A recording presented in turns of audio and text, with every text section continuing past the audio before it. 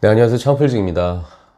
요즘 제가 창필 카페에서 따로 상담 신청을 받고서 좀 디테일한 상담을 좀 해드리고 있습니다. 요새 너무 큰 결정을 하셔야 되는 분들이 많다 보니까 요즘 들어서 상담 신청을 엄청나게 많이 하고 계셔서 제가 좀 정신이 없긴 한데, 근데 그 분들 중에서 진짜 요즘 들어서 스터디 카페 하겠다는 분들이 정말 많으세요. 근데 뭐 단순히 준비를 별로 안 하고 뭐 하고 있다 이런 걸 얘기하는 게 아니라 정말 꼭 짚고 넘어가야 되는 부분들이 있는데 그런 것들을 공통적으로 모르시는 것 같아서 그냥 오늘 시간은 스터디 카페 말고도 뭐 만화 카페도 있고 키즈 카페도 있고 뭐 PC방도 있고 뭐 이런 것들을 뭉뚱그려서 시설업이라고 하는데 그런 거를 하시려는 분들에게 일단 어떤 부분을 알아야 된다, 그런 제 의견을 좀 이야기를 좀 드리려고 합니다. 다 맞다는 얘기는 아니에요. 일단 제 의견일 뿐입니다. 예전 영상에서도 제가 스터디 카페의 본질에 대해서 이야기를 했어요. 스터디 카페의 본질 이외에 창업할 때 도대체 뭐부터 봐야 되는가, 이걸 꼭 짚고 싶습니다. 앞서 이야기한 것처럼 이런 업들의 본질은 일단 어차피 시설업이에요. 시설업이라고 하면 아까 말씀드린 것처럼 뭐 PC방, 뭐 헬스장, 만화 카페, 키즈 카페, 뭐 스터디 카페, 뭐 이런 것처럼 시설을 해서 그 시설로 돈을 버는 사업이라는 거예요. 사실 제 기억으로 생각해 보면은 2013년도만 해도 사실 스터디 카페가 확실한 차별화가 있었어요. 기존 독서실이 너무 오래되고 냄새나고 이런 골방 느낌이 난단 말이에요. 근데 그 앞에 프리미엄이란 이름을 붙여서 뭐 프리미엄 독서실 이렇게 하나 차리면 뭐 카페같이 갑자기 고급진 분위기가 나오니까 일단 열광을 할 수밖에 없죠. 또 그때만 해도 토즈라는 브랜드, 그러니까 독서실 브랜드가 토즈 정도밖에 없었기 때문에 경쟁자가 별로 없었단 말이죠. 그러니까 별 큰 뭐 그게 없어도 그냥 됐습니다. 그리고 그걸 자꾸 그 교육 사업이라고 또 포장을 하면서 대단한 노하우가 있어야지 이걸 할 수 있다는 것처럼 뭐 이렇게 또 홍보를 하다 보니까 초보 창업자들은 또 그걸 믿었죠. 그리고 그것 때문에 또 말도 안 되는 창업 비용을 지불을 하고 말이죠. 그래도 그런 말도 안 되는 창업 비용을 해도 됐던 게, 일단 그 창업 비용을 들이고도 2, 3년 정도 운영하다가 수익이 확실히 나는 그 매장을 권리금을 받고 또 넘겨서 또 목돈을 만지시던 분들도 계셨습니다. 근데 지금은 예전에 뭐 그런 골방 느낌, 뭐 응팔에 나오는 뭐 오래된 독서실이 있나요? 요즘 시설 안 좋은 독서실이 없잖아요. 진짜 누구나 쉽게 차릴 수가 있고 그 말도 안 되게 편안해 보이는, 영업적으로 편안해 보이는 그런 영업 환경 때문에 고상하게 창업하고 싶은 분들이나 퇴직자분들이 창업을 하고 싶은 그런 원픽 창업 아이템이 돼버렸고, 요즘은 전부 고급으로 발랐기 때문에 다 이쁩니다. 안 예쁜 독서실이 없잖아요. 자꾸 말하지만 이 사업은, 스터디 카페라고 하는 이 사업은 네임 밸류가 있거나 브랜드빨이 있다고 차별화가 되는 사업이 아닙니다. 평수 크고 돈을 많이 바르면 이건 고급 스터디 카페가 되는 거고, 돈을 적게 바르면 그냥 그저 그런 스터디 카페가 되는 거예요. 어차피 입장료가 20만 원이라고 하면은 한 달 뭐 거기 입장할 수 있는 돈이 많이 20만 원을 가정하면 좀 더 크고 좀 더 편의시설 많고 좀 더 쾌적하고 시설 좋은 곳에서 공부하고 싶을 거 아니에요. 브랜드빨이 아니라 그냥 내가 공부하는 곳 책상도 조그만 게 아니라 좀 더 크고 주변에 떠드는 애들 없고 뭐 의자 같은 것도 좀 좋은 거, 좀 몸에 좋은 거 좀 해서 내가 좀 피곤함을 좀 덜 느끼면 이러면 좋은 거죠. 서로 앞다퉈서 자신들의 브랜드가 최고고 최신 시설로 중무장하고 무슨 학원이랑 연계돼서 인터넷 강의도 뭐 들을 수 있다고 뭐 이런 것도 막 내세우고 있는데, 사실 이런 것들이 아무것도 모르는 초보 창업자들한테 영업치는 건데, 실제 운영을 하면서 뭐 독서실 뭐 출결이라는 이런 거 뭐 최첨단 시스템이 있다, 뭐 이런 거 다 독서실에서 개발한 시스템도 아니고 다 이런 거 뭐 업체들이 있잖아요. 뭐 포스 업체도 있고 뭐 키오스크 업체도 있고 이런 곳에서 다 외주받아서 하는 거고, 인터넷 강의도 좀 황당하긴 했는데 누가 얼마나 그 인강 때문에 여태까지 자기가 공부하던 걸 버리고 갑자기 그걸 또 하게 될진 모르겠지만, 학원이랑 연계되는 것도 정말 그런 학원과 좋은 곳들이 있잖아요. 뭐 그게 다 나쁘다는 게 아니라 그게 통하는 데들이 있을 겁니다. 몇몇 상권들은 그런 것들이 꼭 필요해서 경쟁력을 가지고 할진 모르겠지만 그게 전국 전체로 다 효과가 있는 건 아니잖아요. 거기다가 그런 것들 서비스 해준다고 그걸 공짜로 해주는 것도 아니고 수강료에다가 뭐 추가로 포함시키거나 말도 안 되는 로열티에 포함시키겠죠. 그걸 그냥 공짜로 해주겠습니까? 저도 공사 오래 해봤지만 사실 스터디 카페가 아니라 시설 되게 좋은 카페 같은 거 인테리어 해도 평당 150이면 떡을 치는데 어떻게 뭐가 들어갔길래 평당 300이 되는 건지, 거기다가 의탁자나 집기류 뭐 이런 거 다 합해도 뭐 100평 정도 한다고 해도 뭐 1억 5천에서 2억이면 다 될 것 같은데 3억도 부르고 어디는 뭐 또 4, 5억까지도 가는 걸 보면서 와, 이거 이제 끝물인가? 이제는 눈탱이 칠 사람 빨리빨리 치고 이거 그냥 없어지려고 하는구나, 이런 생각밖에 안 들어요. 한번 생각을 한번 해보자고요. 아무것도 모르고 창업을 한 초보 창업자라고 해도 내 장사 몇 개월 하다 보면은 내가 얼마나 눈탱이 맞았는지 알게는 됩니다. 내가 막 3, 4억 들여서 스터디 카페를 차렸다고 한번 생각해 보자고요. 그러면 그 뒤에 내가 돈을 썼으니까 내가 쓴 돈이 어떻게 쓰였는지 한번 뒤로 다시 가서 생각을 해볼 거 아니에요. 의탁자는 뭐 CDG 건데 이게 모델이 보니까 이게 얼마짜리고 키오스크가 얼마고 뭐 인테리어 다 해놓은 거 보면 한 달이 건너면 다 인테리어 하던 분들이다 보니까 평당 얼마면 할 수 있다 해서 뭐 금액도 알 수 있을 거고, 그런 걸 따지다 보면은 그래, 대충 내가 직접 이렇게 발품팔을 해도 이 정도니까 프랜차이즈를 했다는 것 자체도 나도 좀 편하게 하려고 했으니까 이 정도는 인정하자, 뭐 이 정도가 돼야 되는데 내가 하면 1억 5천만 원 정도면 들겠다. 근데 프랜차이즈로 했기 때문에 내가 좀 몸도 편하고 마음도 좀 편했으니까 2억 정도 준 건 인정하자, 뭐 이 정도여야 되는데 이건이 2억이 아니라 뭐 3억, 뭐 따블 이렇게까지 나와버리면은 그 뒤에 아주 사람 마음이 돌아버리는 거죠. 근데도 불구하고 이왕 한 거니까 본사에다가 따질 거 아니에요. 그래, 나 어차피 그때 계약서 썼고 내가 다 인정해서 내가 도장 찍었어, 내가 눈탱이 맞은 거 이해할게. 근데 이제부터라도 나도 좀 살게, 홍보도 좀 하고 어쨌든 살게 해줘, 뭐 이렇게 또 이야기를 하겠죠. 그런 걸 보면 또 제가 좀 답답합니다. 아니, 이미 개설 그 인테리어 하면서 수익 볼 거 다 보고 이제 볼장 다 본 가게인데 나올 게 없는 그 깡통 가게를 본사가 자기들 돈 생돈 들여서 홍보를 해준다고요?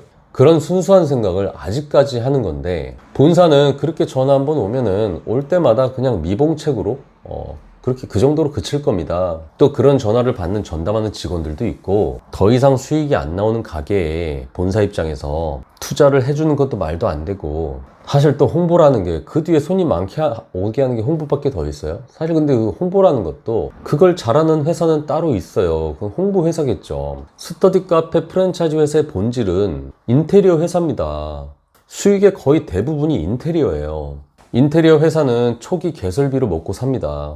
인테리어 회사한테 홍보해달라고, 홍보 회사가 해야 될 거를 해달라고 해버리면 그게 사실 말이 안 되는 거잖아요. 본사에서 홍보에 진짜 신경을 써주려고 해도 본사도 잘 몰라요. 그렇기 때문에 돈이 더 들어갑니다. 홍보에 대해서 외주를 줘야 되기 때문이고, 그 외주비를 줘야 되면 가맹점한테 로열티를 당연히 받아야 되고, 그 로열티 중에서 얼마나 홍보를 위해서 쓸진 모르겠지만 아마 절반도 안 쓸 겁니다. 왜냐면 외주 업체랑 또 이야기하고 또 이렇게 또 거래를 하고 하려면 또 직원도 또 써야 되고 또 고정비가 생기는 거잖아요, 당연히.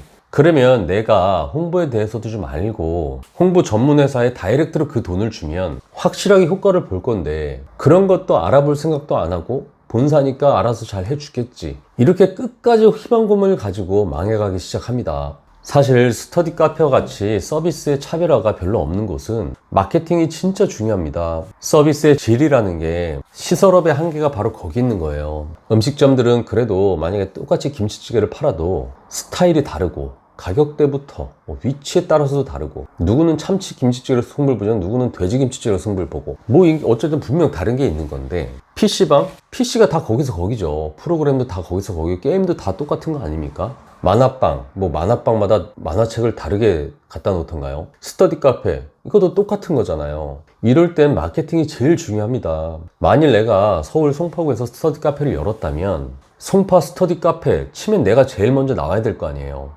송파 공부하기 좋은 곳 검색하면 내가 1위에 나와야 되는 거 아닙니까? 일면이 떠야 사람들이 그래도 우리 가게에 올 가능성이 많잖아요. 전화라도 먼저 해볼 거 아닙니까? 그 브랜드를 믿어서 올까요? 아니면 그 스터디 카페 이은 고객의 후기를 믿어서 올까요? 예전처럼 브랜드 빨이 중요한 게 아니라 그 스터디 카페의 컨디션을 보고 오는 건데 정말 답답하죠. 사실 사업이라는 게 매출도 중요하지만 실제 남는 게 중요한 건데, 이 초짜 사장님들은 또 말도 안 되는 임대료를 매출을 높인다는 이유로 감당을 하고 있습니다. 더 예쁘게, 더 크게 가야 되고, 경쟁 브랜드보다 더 사람들이 많이 오게 하기 위해서 더 좋은 자리, 더 좋은 평수, 더 깨끗한 건물, 엘리베이터도 깨끗해야 되고 층고도 높아야 되고, 이래버리면 또 복합상가에 들어가야 되고, 이러면 또 임대료가 확 올라가죠. 초보자들은 그 임대료가 어떤 의미인지 모르죠. 내 수익에서 떼주는 개념이에요. 임대료는 내가 가져갈 거에서 떼줘야 된다는 거죠. 그 임대료 때문에 안 남게 되고 안 남으니까 또 알바비 또 최저임금도 안 주려고 하고 또 못 챙겨주기도 하고 또 독서실 실장이라 그래서 또 이게 최저임금 말고 또 그만큼 또 낮춰서 또 공부한다는 명목으로다가 임금도 못 챙겨주고 이런 경우들도 많이 있고요. 나중에 그러다 보니까 또 무인으로 한다고 또 무인 기계들을 또 갖다 놓는데 무인 기계 가져다 놓으면 진짜 사람을 안 써도 된다고 생각을 하는 건지 그 무인 기계 가져다 놔도 사람이 관리 안 하면 거기 망하는 겁니다. 이게 또 스터디 카페가 왜 이렇게 많이 늘어났고 왜 이렇게 브랜드들이 많아졌냐를 또 생각을 해보니까 그냥 제 입장에서 생각했을 때 우리 세계에서는 업종들 중에서는 좀 센 업종들이 좀 있습니다. 예전에 생각해보면은 요즘은 좀 많이 그런 게 없어지긴 했지만 뭐 중국집 사장님이나 뭐 고깃집 사장님 아니면 뭐 대형 감자탕 사장님 이런 업종들을 운영하시는 사장님들 보면 좀 셌단 말이에요. 그래서 그런 프랜차이즈 본사 운영하는 곳들도 영업사원들도 좀 세고 뭐 슈퍼바이저를 좀 세고 뭐 이런 경우들이 좀 있었어요. 그런 업종 하시는 분들, 가맹하시는 분들 예를 들면 그 무서운 점주들이 많았단 말입니다. 실제로 예전에 고깃집 뭐 큰 거 하시는 사장님들은 뭐 건달 출신들도 많았고 뭐 좀 불합리하거나 부조리하다 하면 진짜 칼 들고 본사로 찾아왔으니까. 근데 스터디 카페 하시는 분들 보면은 진짜 세상 물정 모르는 그 대기업 출신들, 뭐 IT 기업들, 그리고 분양주들, 사회적으로 인정을 받았던 분들하고 그래도 밥 먹고 사는 거에 문제 없이 살아왔던 그렇게 어떻게 보면 좀 품위 있게 사셨던 분들 그래서 자신이 눈탱이를 맞았음에도 불구하고 끝까지 고상하게 대응을 하시는 분들이 되게 많아요. 그러니까 좀 나쁜 게 있으면 막 나쁘다고 욕도 하고 막 그래야 되는데 자신이 눈탱이 맞았음에도 그 체면 때문에 세게 뭐라고도 못하고 끙끙 앓고 있는 거죠. 그러다 보니까 본사 입장에서도 지랄하는 가맹점들이 있으면 로얄티도 좀 면제해주고 그냥 귀찮으니까 이제 간판 바꾸고 로얄티 내지 말고 그냥 하세요 이렇게 놔버리든지 그건 그것도 다른 데 인테리어 되니까 뭐 따로 브랜드를 새로 낸다든지 또 거기다가 또 가맹점들 입장에서는 또 머리 좋은 가맹점주들이 또 있단 말이에요. 또 그러면 또 이 상황 돌아가는 거 보면 이게 스터디 카페라는 게 인테리어 말고는 그 뒤에 본사가 해주는 게 별로 없잖아요. 그러면은 내가 그냥 간판 바꿔버리고 내 가게를 1호점으로 해가지고 2호점 차려준다고 아예 가맹 사업을 해버리는 경우도 많습니다. 왜냐면 아까 얘기한 것처럼 똑똑한 점주들은 알죠. 이게 본사가 별로 할 게 없다라는 거를. 그냥 그 유명한 브랜드가 뭐 창업 비용으로다가 뭐 3억을 받을 때 나는 2억에 해줄게. 기존 서비스까지 뭐 이렇게 추가로 해줄게. 그렇게 가맹 사업 하는 겁니다. 내가 해봐서 알기 때문에 이거 쓸 게 없고 본사가 너무 많이 먹어. 야, 이런 거 하지 말고 내가 해줄게. 그러다 보니까 그 결과 엄청나게 많은 브랜드가 생긴 거죠. 스터디 카페를 예전에는 스터디 카페 본사가 있고 그 본사에다가 인테리어만 해줬던 그런 외주 업체들도 있을 거 아니에요. 근데 또 하다 보니까 내가 인테리어를 하고 있지만 인테리어 말고 본사가 해주는 게 별로 없다 보니까 이젠 그런 업체들도 자기네들 홈페이지 만들고 내가 어떤 브랜드 내가 시공했던 사람이야. 시공 경력이 되게 많아. 뭐 이런 걸 내세우면서 브랜드를 만들기도 하고 따로 뭐 크몽이나 숨고나 이런 데 가면 또 뭐 전문가라고 해가지고 거기 또 본인들을 또 올린단 말이에요. 내가 공사를 해봤으니까. 또 이러다 보니까 또다시 엄청나게 그런 공사를 해주는 업체들도 생기고 브랜드도 생기는 거죠. 너무 진흙탕이지만 사실 이 상황에서도 스터디 카페를 성공하는 방법이 있긴 합니다. 그거는 다음에 얘기하기로 하고요. 중요한 건 스터디 카페 하시려는 분들에게 당부드립니다. 본질을 좀 이해하셔야 돼요.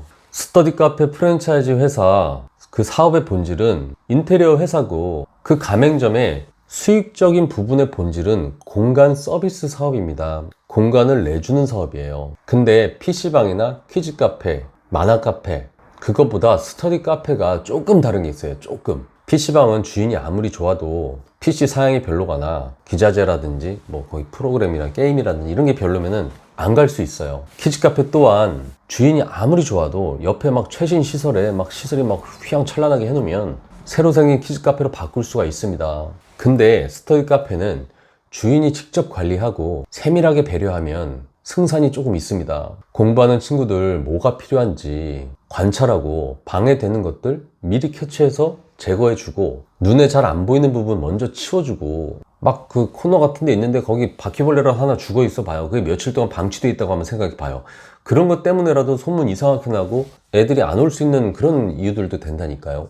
그리고 애들이 오면 또 반갑게 인사해주고 격려해주고 엄마들도 애들 공부하러 가면 걱정되는데 엄마가 전화 오면은 전화 받아서 누구누구 잘 있으니까 걱정하지 마세요. 뭐 이렇게 안심도 시켜주고 그렇게 주인이 직접 매장을 관리하면서 그렇게 좀 정도 쌓고 이렇게 해주게 되면은 시설적으로 더 크게 들어와도 그래도 이동을 그렇게 확확 그렇게 하진 않을 거예요. 이게 사람 관계라는 건데 사람이 사람 얼굴 보고 사람 단골 삼아서 그렇게 정을 쌓았는데 갑자기 바로 옆 건물에 못 들어왔다고 아저씨 안녕 하고 그냥 휙 가버리는 거 이거 쉽지 않잖아요. 근데 이 스터디 카페를 창업을 하려고 하는 사람들의 특징이 내가 거기 들어가서 장사해야 될 사람은 아니라고 생각을 하는 거죠. 자신은 그냥 고상하게 차리기만 하고 매니저를 두고 알바를 쓰고 무인기계를 가져다 놓고 그냥 차리면 되는 줄 알고 진짜 본사에서 그렇게 창업을 하는 사람 많다고 이렇게 드립을 치면 고개를 끄덕이면서 그냥 수익이 나는 걸로 이미 생각을 하고 있죠. 다시 한번 말씀드립니다. 스터디 카페 하실 분들 이젠 시설적인 건 너무 상향 평준화가 되고 그걸로 차별화를 줄 수도 없고요. 브랜드빨로 장사가 되는 것도 아닙니다. 진짜 진지하게 이 업의 본질을 알고 내가 직접 운영을 하고 적어도 내가 믿을 만한 뭐 와이프라든지 이런 사람들이 운영을 하고 사람들에게 우리 독서실에 오는 사람들에게 진짜 좋은 면학 분위기를 만들어 줄 수 있다는 그 각오, 정말 편안한 독서실을 만들어 주겠다는 그 각오, 이걸 가지고 임대료도 나한테 맞는 임대료를 잘 선택을 하고요. 창업 비용도 정말 세세하게 따져야 됩니다. 스터디 카페가 특히 이런 거 잘 생각해야 되는 이유가 이거는 창업 비용은 투자금 회수 기간하고 바로 직결되는 문제이기 때문이에요. 2억에 차리면 2년 정도만 해도 뽑을 수가 있는데 3억, 4억 넘어가 버리면 이건 답이 없어요. 왜냐면 원래 시설업이라는 게 뭐 얘기하려면 너무 길지만 원래 2년 안에 이게 쇼부가 좀 나야 됩니다. 그 뒤에는 너무 불확실성이 크기 때문이죠. 돈도 전혀 안 되고 망한 건 맞는데 손님이 없으니까 이걸 정리하려고 해도 그 엄청난 시설을 철거만 하려고 해도 층수에 따라서 난이도에 따라서 수천만 원 들어갑니다. 직접 자기가 일을 함으로써 어떤 걸 홍보해야 되고 홍보할 컨텐츠도 만들고 그 컨텐츠를 쌓으면서 그 동네 탑을 계속 유지를 해야 되고요. 그렇게 찾아온 고객을 열심히 또 영업을 해서 최대한 빈자리 없이 가득 채우고 단골들을 지속적으로 확보해야 비로소 성공을 할 수 있는 휴머니즘 사업이에요. 주변에 퇴직자분들 계시면 꼭 이 영상을 보시라고 해주셨으면 좋겠습니다. 요즘 돌아가는 거 보니까 스터디 카페 업체들 완전 끝물에 걸리는 놈 제대로 뽑아 먹으려고 그런 느낌이 쎄하게 나서 이렇게 영상을 남깁니다. 모든 스터디 카페 회사들이 나쁜 마음을 가지고 한다는 게 아니에요. 지금 너무 많아진 상태에서 매 순간 이거를 뽑아 먹겠다는 사람이 많이 보이기 때문에 이런 얘기를 하는 거니까 스터디 카페 사업 자체를 디스를 하는 게 아니니까 꼭 초보 창업자들이 조심해야 된다는 걸 이야기하려고 하는 거니까 그 정도로 이해를 좀 해주시고요. 저희 창불 카페에도 스터디 카페 사업을 현재 하고 있고 현재 잘 하시는 분도 있고 잘 안 되시는 분들도 다양하게 있기 때문에 바로 꼭 가입하셔서 자세한 정보 나누셨으면 좋겠습니다. 이상 창풀직이었습니다.